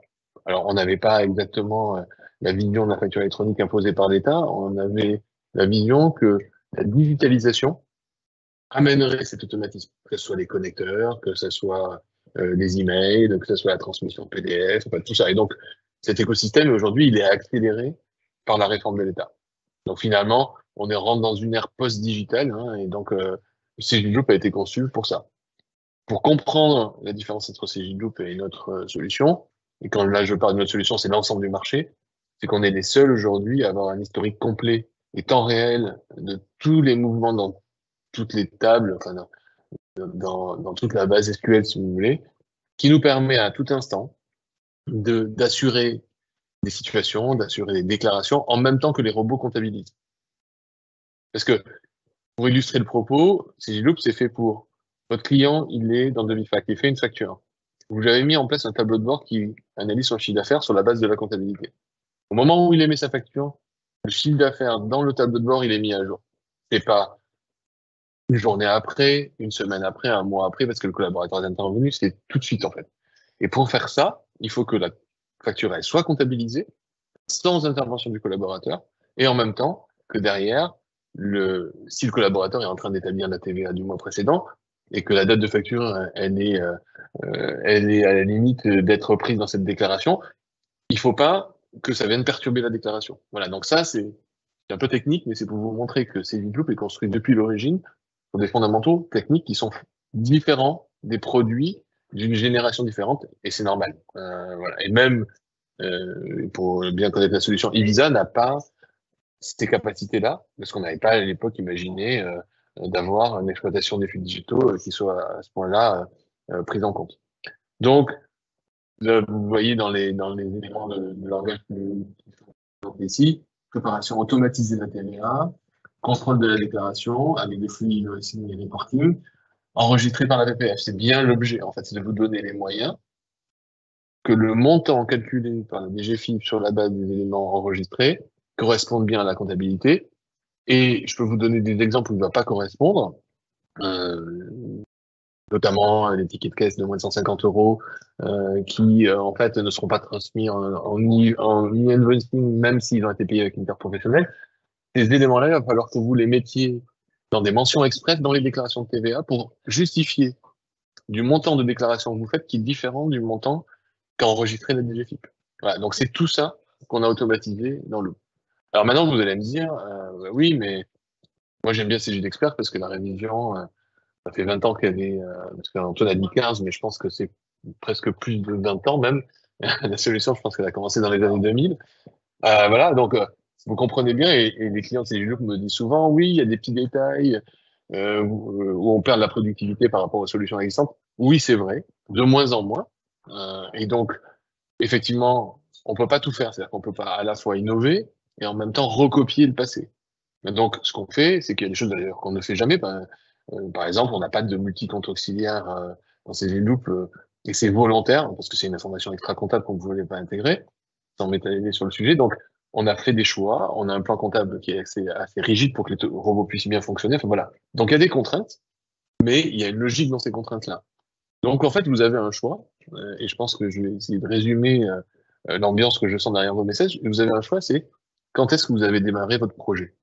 Ce qu'a dit Antoine, c'est que on ne vous met aucune pression pour le démarrer en 2023, en 2024, en 2025, en 2026 ou en 2027 même. Il n'y a pas de pression. Vous aurez toujours CGIDexpert qui sera présent, qui sera mis à jour, et je m'engage pour que le légal puisse fonctionner. Par contre, en l'état des technologies, on ne peut pas vous permettre d'avoir l'automatisation dont je vous ai parlé. Donc, vous n'aurez pas la même facilité à contrôler la cohérence entre ce qu'a enregistré la DGFiP et ce qu'il y a dans votre comptabilité et le fait qu'il y en ait issu.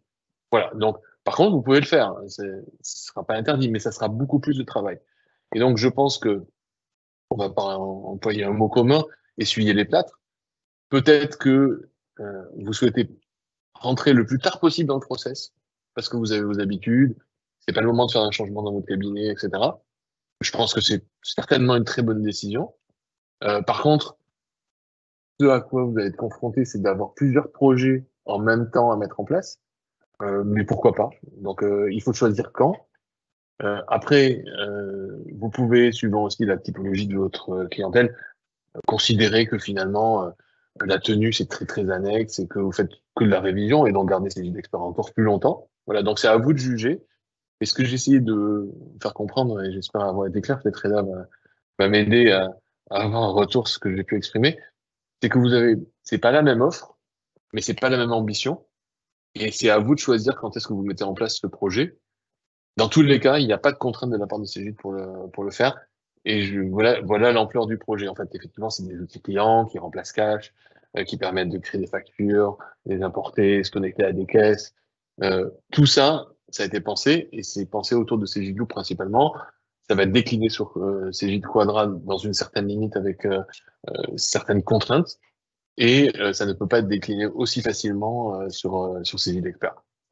Donc là, je sais pas si... Non, très bien. Il y a des questions enfin, ou des constats, notamment Franck, ça c'est pour détendre l'atmosphère, c'est qu'il est heureux d'être à la retraite dans peu de temps parce qu'il va considérer, selon cette réforme, qu'il va devenir un agent de l'administration fiscale. Vu toute la complexité qu'il y a. Bon point, donc heureux pour vous si vous allez dans la retraite avant l'application de la réforme. Mais non, globalement, c'est assez intéressant. Il y a juste un point que je voulais partager avec tout le public, c'est que effectivement, Christian, tu as dit si vous avez des questions sur la PDP, la PPF, enfin toute la réforme, il ne faut pas hésiter à nous contacter. On nous demande comment nous contacter. Donc, dans la communauté C'est vous l'expert, on va créer un chapitre dédié à ce sujet-là pour pouvoir échanger avec vous tous, vous publier les informations. Comme je vous l'ai dit, il va y avoir un kit qui vous sera adressé pour que vous puissiez accompagner vos collaborateurs et vos clients sur cette réforme-là et qui va répondre à un maximum de vos questions. Il y a beaucoup de questions sur les partenariats que les outils Cegid, que ce soit Loop, Cegid Expert, Conciliator, ont avec d'autres outils du marché qui se déclarent eux aussi potentiellement PDP, notamment Dext, Meg, etc., etc. Est-ce que ça, on peut amener on peut amener un éclaircissement, Christian, sur comment Oui, bien ça sûr. va se brancher? Parce qu'on a par exemple un client qui dit, moi, bon, ils s'appellent tous anonymes, les clients, mais ils nous disent aujourd'hui, j'ai 95% de mes clients sont soit sur des outils métiers à eux, soit sur Meg, soit sur d'autres outils spécifiques du marché. Comment comment je vais récupérer ces flux sur mon Cegid d'expert aujourd'hui, par exemple? Alors, Reda, je vais répondre, mais juste avant, je voudrais je voudrais revenir sur l'anecdote que tu as donnée de la retraite. Oui, de Après, Franck. on voit que l'âge évolue, donc je sais pas si ça va. Bah, Beaucoup. il a dit qu'il prenait un an de plus. D'accord. Voilà. Mais en tout cas, c'est clair, et je pense que c'est une très bonne réflexion. Par contre, vous comprenez bien qu'à partir du moment où vous avez à disposition une matière en temps réel, juste, et je l'ai pas dit, je l'ai oublié en fait, dans laquelle le collaborateur ne fait plus de tenue, utilise nos outils de pré-révision qu'on est en train de mettre en place, qui contrôlent en fait, la tenue et lui permettent de la contrôler sans en faire, et donc il passe plus de temps avec les clients, c'est pas la même valeur de mission qu'on vend aux clients. Voilà. Donc effectivement, la réforme c'est une contrainte et c'est une opportunité. Et je pense que il est temps, c'est le bon moment, si je peux me permettre, de mettre tout ça dans la balance pour voir quelle va être votre orientation par rapport à ça. C'est pour ça que je pense que Reda a donné la bonne réponse. Ne pas hésiter à nous contacter pour en discuter avec les commerciaux. C'est quoi l'avenir de votre cabinet? Comment vous le voyez? Quels sont les outils à mettre en place? Parce que c'est pas la peine de mettre en place Loop si vous comptez pas utiliser une matière temps réel avec vos clients, etc. Donc, et je pense qu'il y a plusieurs façons de faire le métier. Voilà. Donc, après, sur les partenaires, la réponse, elle est assez simple. On peut pas multiplier sur les anciennes technologies les partenaires à travers nos API. C'est très compliqué à maintenir. Ce qui est un peu plus peut-être au CJ d'expert, c'est très compliqué sur Quadra, alors que Loop, c'est fait pour. Donc, ce qu'on fait, c'est qu'on sélectionne des partenaires avec lesquels on travaille sur CJ d'expert ou Quadra pour être sûr que ça corresponde à une vraie demande, qu'il y a du volume, etc. Sur Silae, on va crever l'abcès, il est clair qu'aujourd'hui, les conditions dans lesquelles ils nous demandent de travailler ne sont pas acceptables. C'est-à-dire que ils nous demandent de revendre les API Silae, ce qu'on n'a pas du tout l'intention de faire, et je pense qu'Antoine peut intervenir là-dessus. Donc, on a ouvert les API de Loop à 100% à tout le monde, donc ça permet à tout le monde d'implémenter les process qu'ils veulent, les interactions dans les applications, de bénéficier des flux digitaux, et notamment avec Silae. Par contre, on peut pas le faire, nous on le fait pas à la place des partenaires. C'est les partenaires qui le mettent en œuvre. Et j'ai souvenir de QuickBooks, par exemple, sur Loop, qui a pris un partenaire qui a fait l'intermédiaire entre QuickBooks et Loop. Voilà. Donc ça, c'est le point partenaire. C'est ouvert à 100% sur Loop. On ne peut interdire à aucun partenaire d'accéder à nos API. Donc tout le monde peut se connecter, y compris nos concurrents. Ce n'est pas ouvert à discrétion sur CJ d'expert en Quadra. On sélectionne et on regarde qu'il y ait du volume et de l'intérêt pour la profession pour le faire. Voilà, pour préserver le fonctionnement du système. Est-ce qu'Antoine, tu veux revenir sur Silae ou c'était suffisant? Non, mais je pense que tu as bien répondu. Hein. C'est plutôt à Silae à faire le travail si elle veut satisfaire ses clients auprès de Cegid. Hein. C'est pas l'inverse. Donc du coup, Christian, je vois sur trois slides. Oui, pardon. Oui. En fait, je les ai mis, mais je comptais pas passer beaucoup de temps dessus. Donc, d'accord, ok, parfait. C'est juste pour montrer les grands éléments de calendrier. Tu peux les laisser afficher peut-être. Parce que en fait, parce qu'il y a quelqu'un qui a posé la question, est-ce que vous allez nous mettre à disposition une matrice qui nous permet de distinguer nos clients, quel PDP ils ont, est-ce qu'ils sont sur de l'e-reporting, il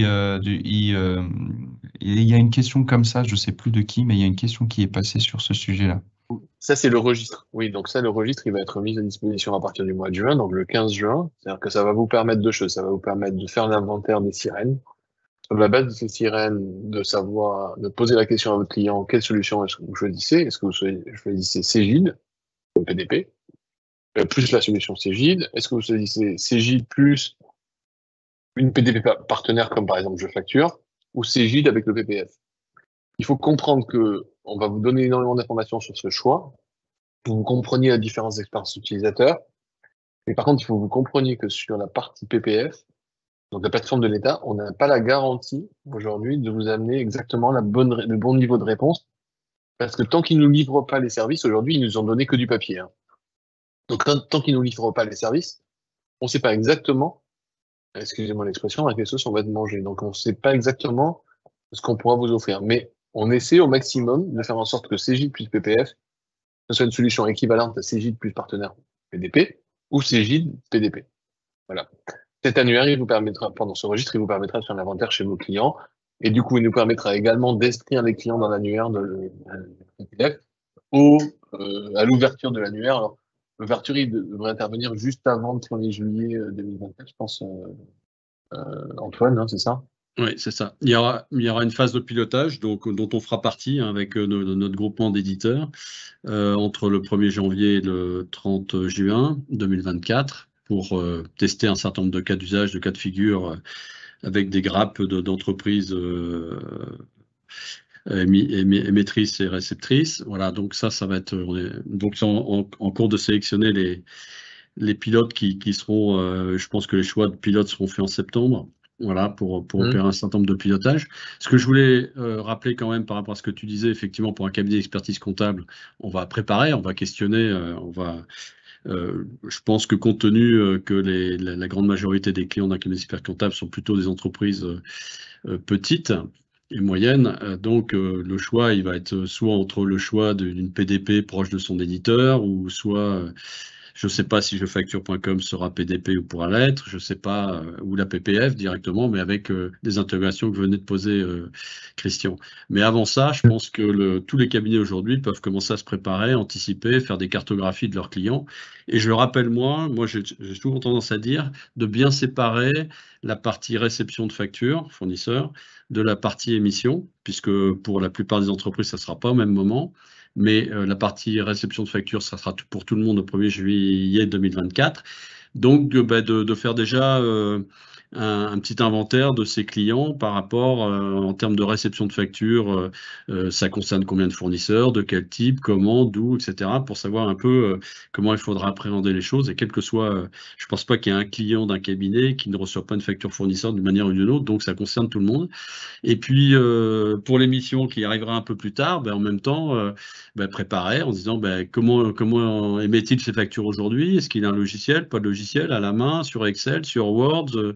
Voilà, parce que tout ça va se terminer, donc autant préparer les choses un petit peu à l'avance pour accompagner ses clients. C'est pour ça que je vous disais tout à l'heure en début d'introduction de la présentation que c'est pour ça que c'est pour ça qu'on met aussi beaucoup d'énergie sur la solution de Vifacture, parce que je pense que les cabinets d'expertise comptable devraient quand même s'en mêler beaucoup plus qu'avant pour bien conseiller ses clients. Après, je pense que juin, c'est le bon départ, Antoine.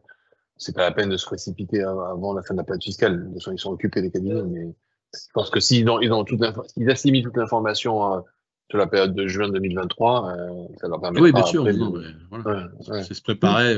On a l'année 2023 pour se préparer. Enfin, je pense que ça sera plus confortable pour chacun des experts comptables et leur cabinet de savoir un petit peu ce que ça va impliquer pour chacun de leurs clients en fonction des volumes qu'ils ont et comment ça fonctionne. Et donc, moi, ce que je vous conseille, en fait, si vous voulez, c'est que donc c'est sûr que vous n'aurez pas les mêmes automatismes avec ces guides experts, mais par contre, vous pouvez observer, si vous regardez, d'ailleurs, vous verrez les annonces au congrès, ce qu'on fait dans un cadre, en fait, on va dire, un peu idéal, un peu optimum sur Cegid-Loop. Vous aurez quand même le registre conciliateur avec un ensemble d'éléments qui vous permettront d'agréger les flux. Donc, ça vous permettra également de vous y mettre. Et ce que je répète, c'est donc du coup de choisir le bon moment pour démarrer votre projet et la façon dont vous allez le conduire. Voilà. Donc, c'est sûr qu'aujourd'hui, clairement, les clients qui sont passés sur Loop, ce que disait Antoine, pour eux, l'avantage, c'est que c'est une étape qui est faite. En fait, au lieu de se retrouver avec un changement logiciel plus une réforme à appliquer en même temps, c'est derrière eux, donc maintenant, ils peuvent se consacrer à l'autre partie. Après, c'est pas forcément le mode projet qui convient à tous les cabinets. Donc, je pense que c'est là où il faut vous poser les bonnes questions de comment vous allez vous équiper pour avancer. Voilà. Il y a d'autres questions, Reda ? Oui, il y a un dernier point sur les PDP qui est revenu 3 fois en même temps, c'est quel est le prix du PDP, Cegid Expert. Sans dévoiler nos tarifs qui ne sont pas encore figés, nous, l'objectif, c'est pas de faire de la PDP un élément de valeur, mais la valeur, elle sera dans le traitement et dans les outils que nous déploierons. Donc, on vous communiquera l'ensemble de ces outils qui s'adresseront à l'ensemble des dossiers de vos clients, donc une tarification adaptée à l'ensemble des profils de dossiers. Voilà. Par contre, c'est sûr que si vous mettez un partenaire PDP qui vous facture quelque chose, plus la PDP, plus les outils Cegid, je pense, à vérifier, hein, mais je pense que vous allez avoir un coût plus important. Ça, il faudrait l'évaluer aussi. Voilà, bon, je sais que le prix est un sujet souvent sensible pour les experts comptables, mais le prix ne veut rien dire sans y mettre à côté la valeur apportée, quoi. Donc, dans le prix, il y a ce que vous y percevez, vous. Il y a aussi de la valeur parfois cachée, j'en parlais tout à l'heure, hein, la sécurité et bien d'autres choses. Et donc, on n'est pas tout seul sur le marché non plus, hein, donc J'ai toujours, on a beaucoup parlé d'indépendance numérique de la profession. Je pense que la meilleure indépendance numérique de la profession, c'est la concurrence, hein. Donc on n'est pas tout seul et on n'a jamais été tout seul sur le marché pour équiper les experts comptables, hein, depuis un certain moment, et ça n'a jamais existé. Donc il y a toujours une concurrence forte qui garantit aussi le fait qu'on fasse pas n'importe quoi. Et souvent, la valeur, mais il faut pas avoir un prix pour un prix. Moi, c'est difficile de donner un prix pour la PDP parce qu'il y aura beaucoup de fonctions, d'usages qui seront meilleures par rapport à une autre PDP, etc. Donc, je pense que personne n'aura forcément le même prix, mais il faudra considérer un service global. Donc, c'est toujours difficile. Et encore, comme tout n'est pas figé non plus, en termes notamment sur bien que ça commence à l'être, mais on n'a pas encore toutes les répercussions des exigences qui seront demandées au PDP, hein, aux plateformes de dématérialisation immatriculée. Donc, ça peut être parfois des exigences qui sont coûteuses, hein, s'il faut répondre à l'exigence Secnum Cloud, s'il faut répondre à un certain nombre d'exigences qui sont dans le cahier des charges. Ça peut être aussi, voilà. Donc après, vous aurez un choix, hein, c'est-à-dire que vous, en tant que cabinet, vous allez pouvoir dire, je vais travailler avec la PPF, la plateforme publique de facturation, avec un niveau de service qui sera le premier niveau, hein, qui n'aura pas beaucoup où l'intégration sera peut-être moins aboutie, etc., jusqu'à un niveau optimum avec une PDP qui pourra, autour de votre solution, apporter plein de services complémentaires. Donc le prix, il sera en fonction des services que ça apporte et de la valeur que ça peut apporter. Mais je vous le répète, on est sur un marché concurrentiel et on sera dans ce marché, quoi. Voilà. On ne pourra pas faire autrement. Donc Merci. on arrive au mot de la fin. Je vais juste conclure. Merci Christian. S'il y a d'autres questions, on y reviendra. De toute façon, on aura l'occasion. Oui, on aura l'occasion dans les exactement. Et puis même la partie physique. Un mot pour finir, Antoine? Un mot pour finir. Voilà, je pense qu'on a dit beaucoup de choses. On essaie d'être le plus transparent possible. Je sais qu'on n'est pas toujours parfait non plus. Je sais qu'il peut y avoir des tensions. Je pense que le dialogue amène beaucoup de réponses. Il faut expliquer pourquoi, parce qu'il y a dans ce qu'on fait, le métier d'éditeur, des choses apparentes, des fonctionnalités que vous utilisez en direct, et puis il y a des choses un peu cachées qu'on est obligé de faire, dont vous ne percevez pas forcément la valeur immédiatement. Donc ça, je l'ai redit plusieurs fois dans la présentation, donc c'est pour vous dire que c'est quand même un sujet important. Et voilà, donc, et l'autre chose que je répète, on l'a dit aussi, il n'y aura pas de couperet pour la solution CJ d'Expert. Donc c'est un choix par rapport au cabinet, où il va aller, comment. Il y a évidemment beaucoup plus d'innovation dans la solution Loop qui peut être une solution de destination, mais il n'y a pas de couperet non plus. Donc c'est une analyse à faire en fonction de ce que vous avez, du plan de transition que vous avez avec votre cabinet et d'évolution. Je pense qu'on peut parler de tout, mettre tout sur la table pour essayer d'assurer la meilleure transition possible. Alors, ce qu'on voulait dire aussi, hein, Reda, c'est que, mais je l'ai dit un peu, je l'ai annoncé au début, c'est qu'il y avait dans la poursuite de cette réunion digitale, trois réunions présentielles. On ne peut pas en faire partout en France, mais on en fait dans les grands sites pour avoir des sites de proximité qui vous permettent de les rallier pas trop difficilement. Donc Lyon le 3 avril, Aix le 4 et Paris le 18. Alors je pense qu'on essaiera, il y aura peut-être un petit ajustement sur les horaires, mais c'est dans l'après-midi en tout cas. Exactement. On vient vous voir pour poursuivre les échanges ou voir d'autres cabinets qui n'ont pas pu se rendre disponibles. Merci Antoine. Merci à tous. Merci en tout cas pour toutes vos questions. Pardon. Je vois le lien d'inscription, mais je ne suis pas sûr qu'ils puissent cliquer dessus. En fait, on va leur envoyer des slides. Oui, exactement. C'est ce que j'allais conclure sur ça. Merci Antoine, merci Christian. J'allais conclure sur le fait que cette présentation vous sera diffusée. Les questions-réponses, on les a eues au fur et à mesure, en espérant avoir bien répondu à toutes les questions, un maximum de questions, parce qu'effectivement, il y en a pas mal. Comme l'a dit Antoine, il y aura des dates sur lesquelles on va passer vous voir. Rendez-vous avec le kit de la facturation électronique qu'on va vous envoyer. Rendez-vous également avec la communauté des C'est vous l'expert pour que vous puissiez échanger autour de ce sujet-là. On va vous donner les informations. Et puis ce contenu, cette vidéo en replay et le contenu de la journée va vous être également transmis. Merci Reda, merci Christian, merci à tous, merci à vous, Merci à vous.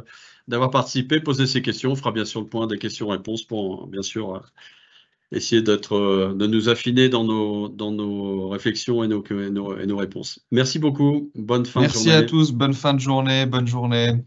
Au revoir. Au revoir.